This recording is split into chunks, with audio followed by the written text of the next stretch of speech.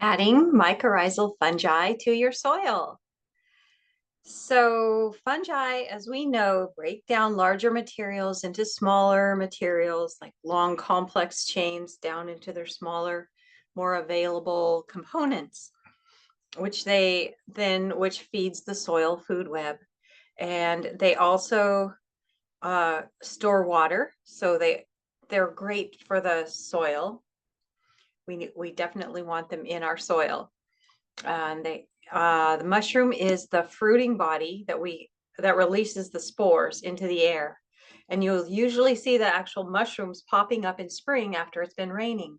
So linked down below is a fun video by Paul Stamets. It's really short, and it shows you basically like the life cycle of mushrooms. The mycelium are sort of these like strands, sort of like threads that go throughout the soil, and they are part of the mushroom, but we don't see them because they're underground.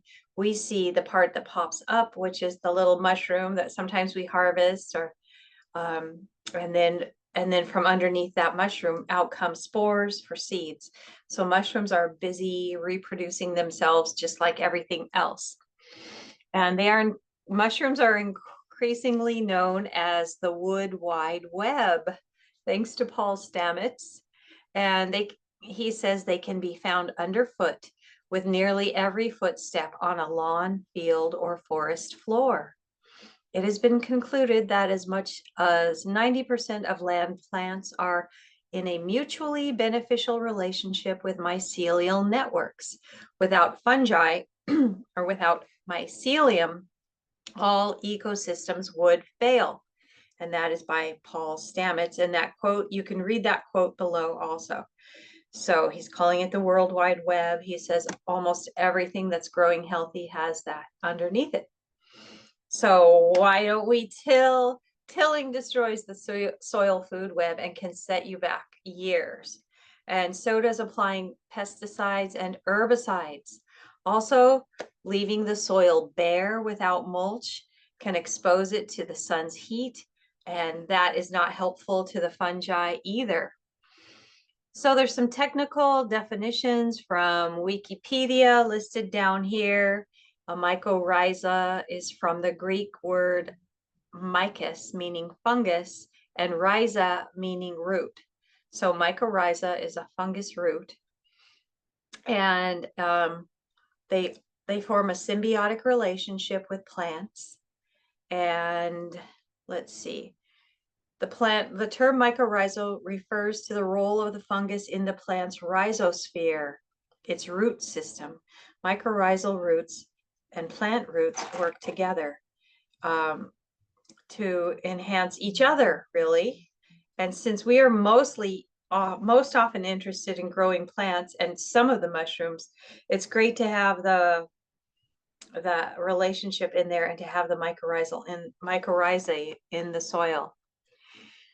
So the fungus roots colonize the plant's root tissues, sometimes even intercellularly, like they grow into the roots of the plants, and sometimes extracellularly. So it's ectomycorrhizal if if it doesn't go into the roots. It's, I think, arbuscular extracellular or intercellular.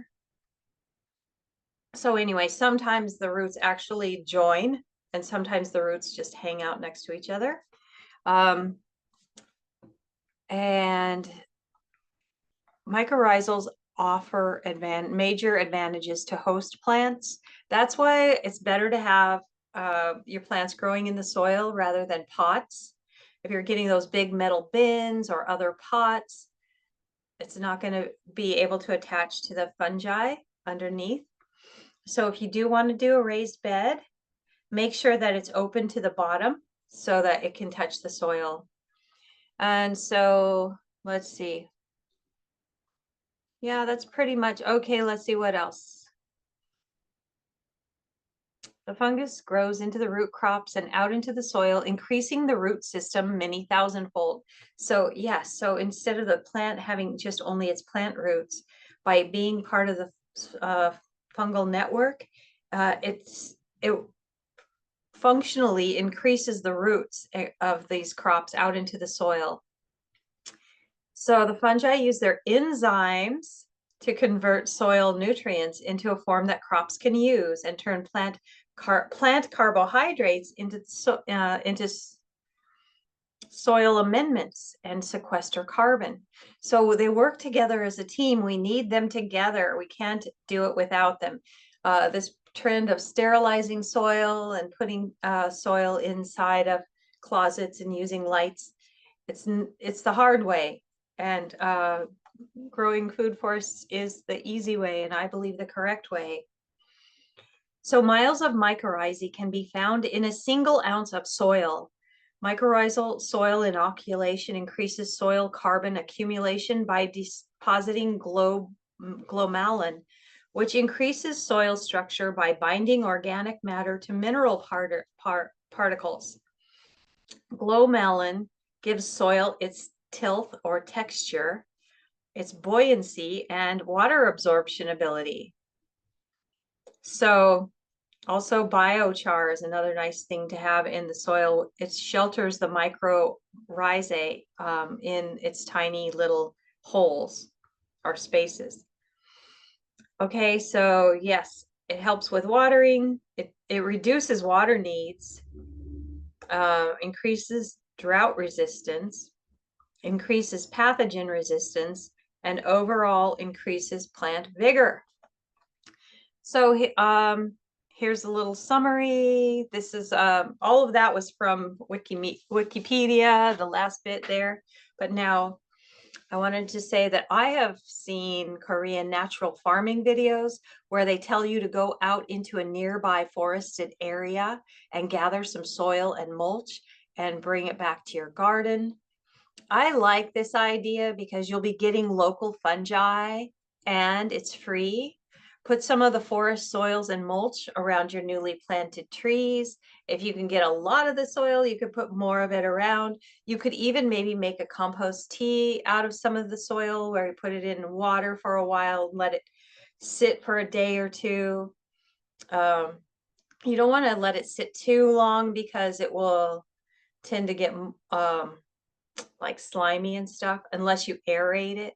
But even if you were just to put it in a bucket and then or in a hose-in feeder and feed the soil with it, or spread it on the soil surface and water it in. So I think that's the way to go. Get some local forest soil and some of the leaves, even picking up the leaves that are composting already and putting those on bare soil, it instantly starts the process. It's amazing. Many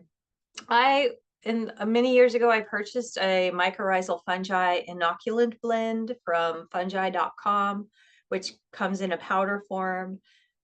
You have to add it to a sprayer and spray it on and add water with a sprayer or a hose-in feeder sprayer. You can put it in there, and the kind that churns the water up and sprays it out all churned.